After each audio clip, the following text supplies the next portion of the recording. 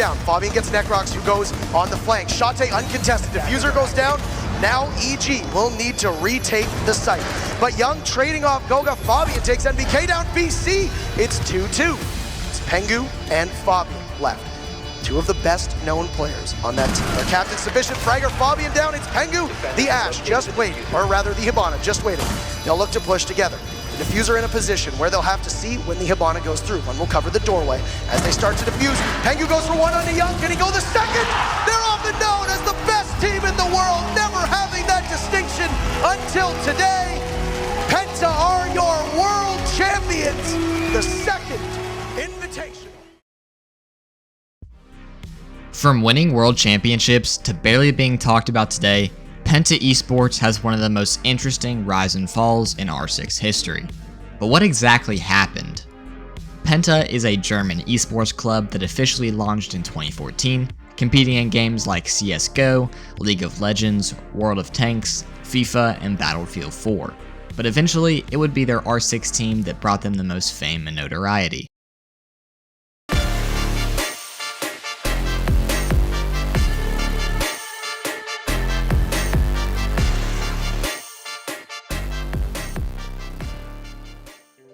The first year that Penta would compete in Rainbow Six Siege Pro League was 2016, and the roster consisted of many players, but they eventually decided that the starting five would be Ovi, Rendir, Aga, Sai, and Pengu. However, Aga would be replaced by Crypt during the season, and he would keep that position all the way up to the 2016 finals. And the 2016 finals is where this video really begins. At the time, Rainbow Six wasn't as well known as it is today, so that meant smaller world championships, smaller audiences, and smaller prize pools. However, Penta had a very successful 2016 season, which put them into the Rainbow Six Siege finals, which was one of the first finals to be held on LAN in Cologne, Germany, which was basically Penta's backyard. This event was equivalent to today's Rainbow Six Invitationals, but like I said before, the game was nowhere as popular as it is today, so the event was much smaller. In the Invitational, Penta was facing Gifu Esports, which at the time was number 2 in the world and contained many talented players. One player to pay attention to on Gifu was Jonas. He will be important later. I'm not going to spend too much time on the 2016 finals just because of how, for lack of a better word, boring it was. But all you need to know is that Penta won 2-0 in a best of 3 matchup on House in Oregon. I would recommend going to watch it yourself just to see how different the game was back then, and if you're an OG player, you might get a nostalgia kick out of it. Here's a little bit of gameplay from it. 5 players alive on either squad. Sai is taking a fair bit of damage, but is still standing. Still a gun to deal with. Bouncy then inside A. Smokes the gap between the A and B bomb site. Sai gets the first kill onto Yunus outside. Pengu now leaps outside and takes down Protex, but Wookie will answer onto Sai before the shield gets taken out from inside the B site. Rendir grabbing that kill, but he will go down for his trouble. KTO Mistari leaping inside A will find one. Pengu still hiding in the room though, and Pengu will be found out by Wilkie. KT's the last man with the Hithem. Ovi, last defender up. Sees K2 through this gap, can't land the kill shots, doesn't know where the last player that helps him is. But with 0 seconds on the clock, he knows the plant must be going down, so they're both within this room. K2 will be down first. Does he know where the second man is? He does now, he fires. Wilkie can't land the shots, gets downed and knifed. Ovi praying to the right gods this time around. Whether it be the old gods or the new. Yeah, that could not have been a closer round for Penta. The 7 or the Lady of the Light.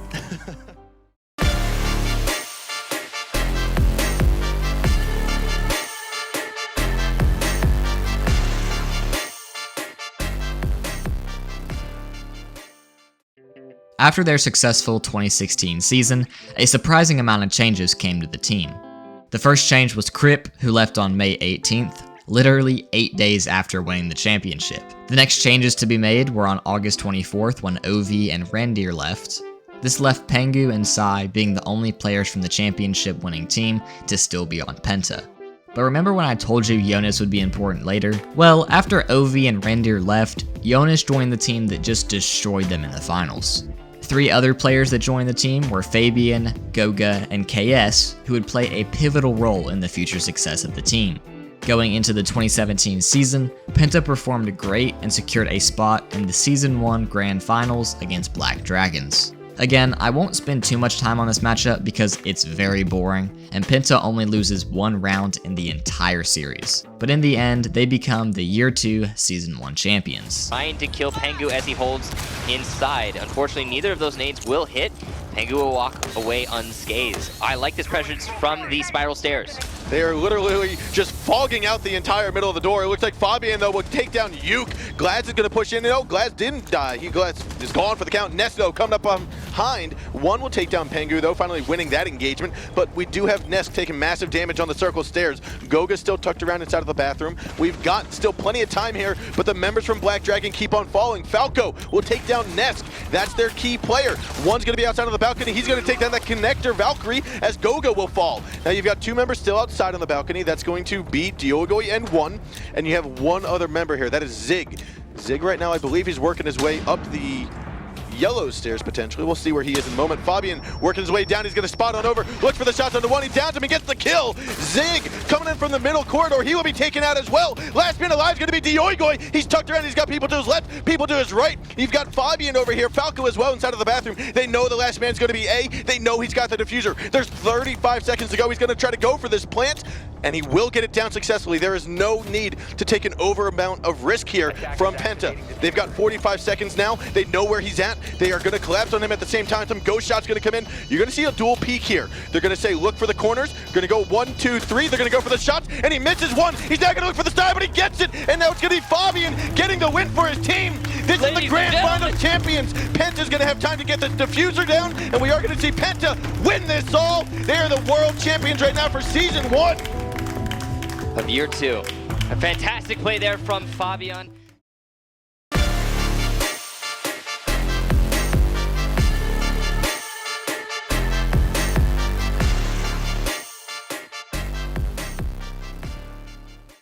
Coming into the 2018 season, the game had changed, and so had Penta's roster. KS was replaced by Shate, and Contour Akedi had joined the team as a substitute. Penta stormed through all of their matchups, as well as their qualifying, which secured them a spot in the 2018 Six Invitational Grand Finals. They were playing against Evil Geniuses in a best-of-5 matchup, who were led by Canadian, who is now regarded as arguably one of the greatest of all time. He led a methodical and disciplined team who focused on site control and trap utility. Unlike their previous grand finals where they only lost one round every map, Penta was getting swept and lost the first 2 maps, which meant Evil Geniuses only had to win one more to become world champions. But what happens next shows us why Penta is one of the most highly regarded teams in all of Rainbow Six Siege history. Not necessarily watching his flank from reading. Eunice gonna take him down because of that, and Young going for the plant right now inside of A. It doesn't look like there's an anchor to stop him. The retake rushing in. Bandit not gonna see him, but will eventually get the kill. Young goes down and BC from behind. No, Eunice with the flick. It's MBK. Shate covers the flank of the Bandit and wins the round for Penta. What a round there. 40-second retake onto the site against 4 players. Candela's onto the red stairs. A retake against Penta in a 1v4, almost an impossible situation. I do not envy Canadian whatsoever. C4 will miss, and that's one of his levers of control gone. He's amidst the smoke, he sees the Ying run down, he'll take Fabian, but on the stairs, there's one more member of Penta waiting for him. Jonas gonna move up to the actual diffuser itself. Goga manages to take Canadian down. There was no way he was getting back to the site. Penta reads that perfectly. Enough time to justify this, but he's going to have to face a mirror window, which will likely result in his death. It will. Pengu, a pre-play C4 on that wall, gets the kill. Necrox now the last attacker, coming up from the same exact spot, will give away his position and have to relocate. Coming over towards the main lobby stairs.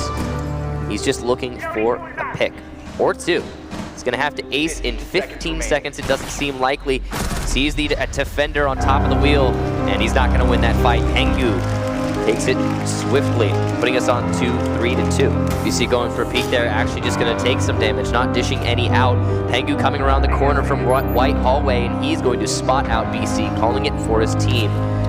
Crossfire trying to be established there from NVK on the white stairs, but it's a Montaigne, and he's got a pretty good arc to hold. Fabian eliminates MVK. That's the white stairs pressure gone now for the defense. And here comes the push.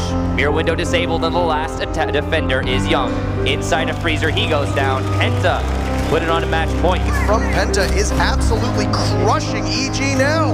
Canadian once again in a situation where he will need to clutch. It's a 1v4, taken down to next to no health. He'll take Goga, but he now has a shield in his way. Very difficult with only one. Be able to eliminate Amante, but Penta...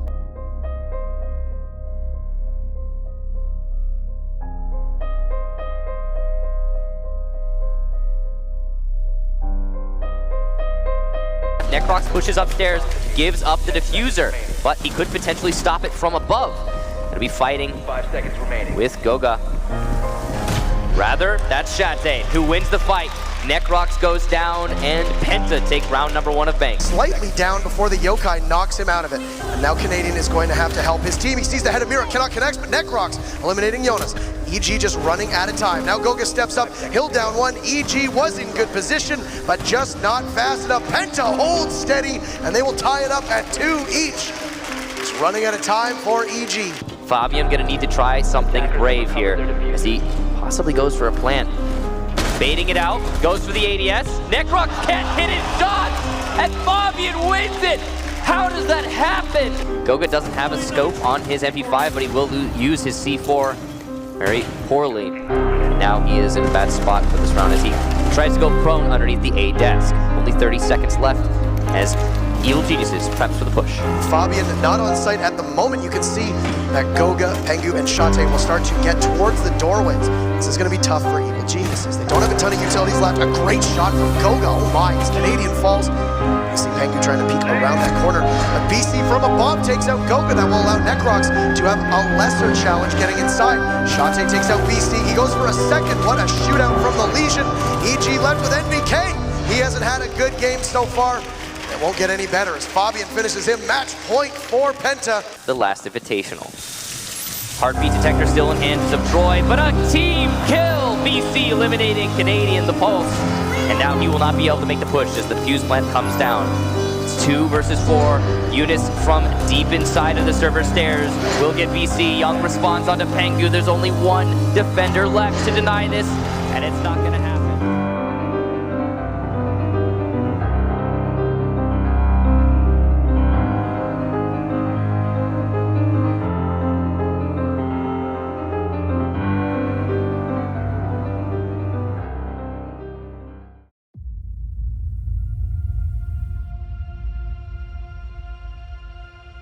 He does have the Boss G, which is an interesting weapon. Could swing in his favor if he's hitting shots right now.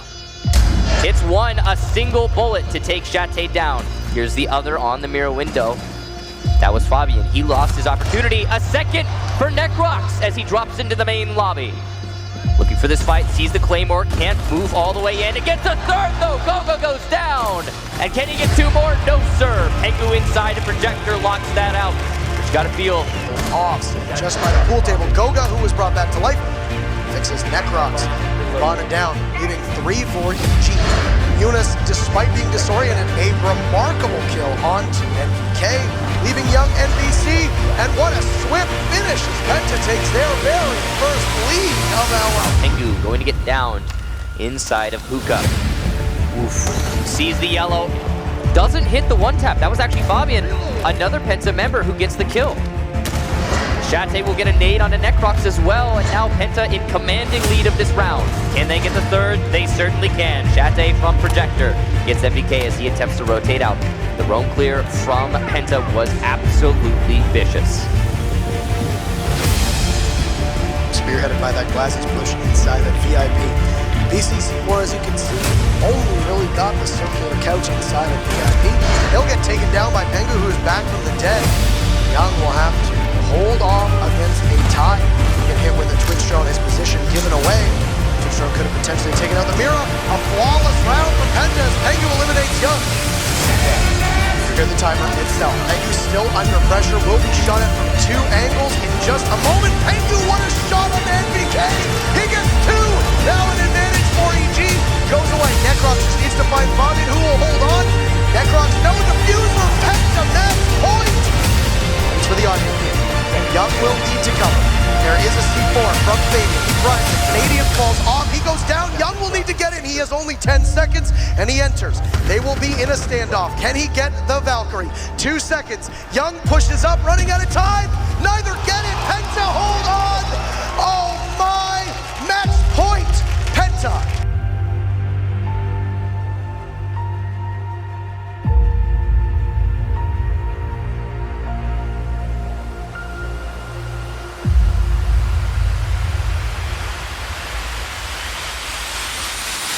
Gets Necrox, who goes on the flank. Shate uncontested. Diffuser goes down. Now EG will need to retake the site. But Young trading off Goga. Fabian takes MBK down. BC. It's 2-2. It's Pengu and Fabian left. Two of the best known players on that team. Their captain sufficient. Fragger Fabian down. It's Pengu. The Ash just wait, or rather the Hibana just waiting. They'll look to push together. Diffuser in a position where they'll have to see when the Hibana goes through. Will cover the doorway as they start to defuse. Pengu goes for one on the Young. Can he go the second? They're often known as the best team in the world, never having that distinction until today. Penta are the world champions. The second invitation.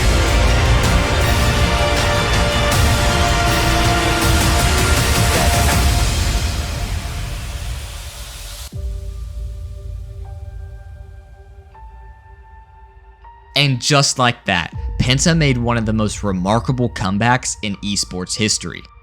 Penta's IGL Fabian led the team back from a 2-map deficit with his insane shot calling and adaptability. And just like that, Penta were champions of the world and won the $200,000 prize pool. His team was unlike any other Siege had ever seen. The chemistry and teamwork that this team helped made it look like they were going to do this for many years to come. But this is when Penta took a turn for the worst. On August 10th, 2018, another up-and-coming esports team called G2 bought out Penta's entire roster, which included Pengu, Jonas, Goga, Fabian, Kontora Ketty, Shoss, and Feral. The price they bought this team for is not known, but it's rumored that could have been up to $700,000. Now that they got bought out, Penta was stuck with no roster for the 2019 season and had to start from scratch. Their roster for the 2019 season consisted of Blast, Raven, Enemy, Surboss, and Hungry, and the performance was lackluster to say the least. They got beat by Nora Rango in the group stage, and they won against Lestream in the losers bracket just to lose again to Nora Rango. So in 1 year, they went from winning the R6 Invitational to not even making the playoffs. But in 2020, it got even worse. You see, in esports, there are different tiers, ranging from D tier to S tier, but don't get this confused with T3, T2, and T1. Even in the D tier, they were still T1 teams, but it's just another way to categorize Tier 1. With S tier being the most competitive and prestigious tier, along with having a larger prize pool of up to $3 million, while D tier is not very prestigious and only has prize pools of up to $4,000. And in 2020, C tier is where Penta was playing at. One thing you should also know is that the R6 Invitational is S tier. So now in just 2 years, Penta went from winning S tier tournaments to losing C tier tournaments. And if you thought it couldn't get any worse, you would be wrong. In both 2020 and 2021, Penta would try to make a comeback by experimenting with 21 different players, just to do worse and start competing in D tier Pro League.